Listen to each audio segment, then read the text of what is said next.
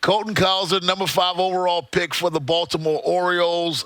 Sam Houston State University. What do they like so much about this young man?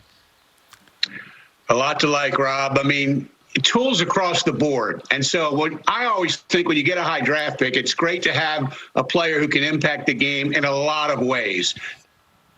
So we've heard a lot about his hitting. His hitting stats are tremendous. He hits for average. He hits for power. But by the way, his running tool is a 60 grade. That is plus runner.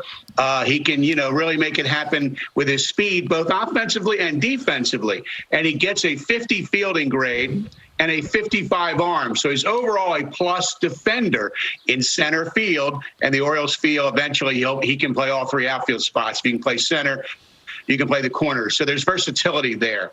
I mean, they love the fact that this guy is a low swing and miss guy. Not only does he walk more than he strikes out, but his swing and misses are very few. And one reason for that, Rob, is he really locks in on pitches he can drive. He doesn't offer often at the pitch on the outside corner. If he has to, it's a 1-2 count. You got to put it in play. You got to do it.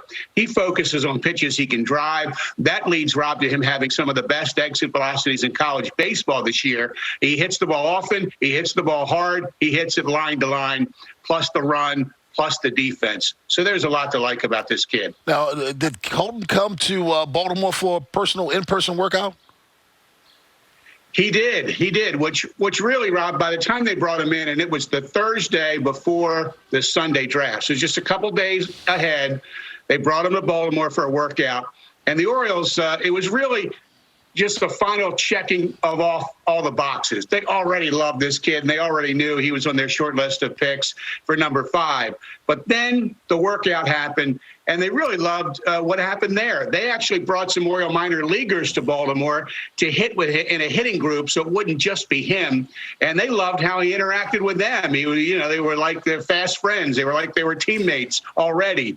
And then they had a post-workout chat with some of the scouts and team officials, and he impressed them then when he talked about his love of data and analytics and swing decisions. That's a big phrase in Oriole minor leagues this year, swing decisions. They grade the players every day at each level on that. Are you making a good decision to swing or not? Colton scores high in that. He told the Orioles that he would go check technology, whether it was TrackMan or whatever, after games to see if that pitch he took in the 3rd inning he should have taken. And sometimes he would get rung up on a called 3rd strike, and the data would prove the umpire got it wrong. Colton got it right. He shouldn't have swung. It was 2 inches outside, and he was okay with that because he wants to swing at strikes. He wants to swing at hittable strikes. So he really impressed them in that not only on the field in the workout, but when they talked to him one final time after. It's funny, Steve, you talking about the new emphasis that swing decisions, what Colton Cowser's, what his DNA is as a baseball player, some of these other players as well in the draft. So my question to you now is there an organizational trend towards on-base percentages now? Most definitely there is, Rob. And if you remember around 2019 with Matt Blood and with Mike Elias, they brought in a bunch of new hitting coaches. And they thought this group was very talented. They had the old school ways of working with you at the cage, right, and the new school technology and a hybrid. They could bring it all together to help these kids. So these swing decisions we talk about a lot. Look at the farm. The Oriole walk rate is up like 40%. An outlet called The Score just did a big story on all the minor league organizations. The Oriole walk rate has shot up from 2019 to 2021. They're now like among the top 5. And look at the league. Bowie's 3rd in on base, 1st in walks. Aberdeen, 3rd. Delmarva's 2nd on base, 2nd in walks. The proof is in the pudding. The proof is in the stats. The Oriole minor league hitters are getting on base at great rates this year. And that's what we like to see, absolutely. Now, we know about the pitching on a big league level, but when you look at the pitching on the AAA level, maybe more seasoning before we see him here in Birdland? I think so, Rob, and I think we can go to numbers again to show this.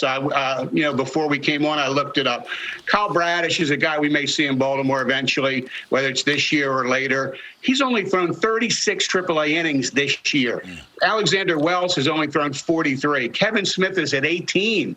Zach Lowther's at 24. I mean, they're just starting out at AAA. And here's another number I'll throw you, Rob. John Means, in his minor league career, pitched 630 innings. He spent a lot of time at AA. We know that. Zach Lowther is at 351. 630, 351. That is a huge difference. And I'm not saying Zach Lowther needs 250 more innings, but I'm saying look at sometimes they do. And fans can turn it around on us and say, here's a guy who threw 150 in minor league innings and he's dominating in the majors. And that happens too. Absolutely. But I think if you look at it, look at a guy like Means, who got there a little older. He spent more time in the minors, but he was close to a finished product. So sometimes that minor league seasoning that we talk about, it is valuable. You are valuable. For more insight like that from Steve Melewski, you can go to MASNsports.com. Thanks a lot, Steve. We appreciate it.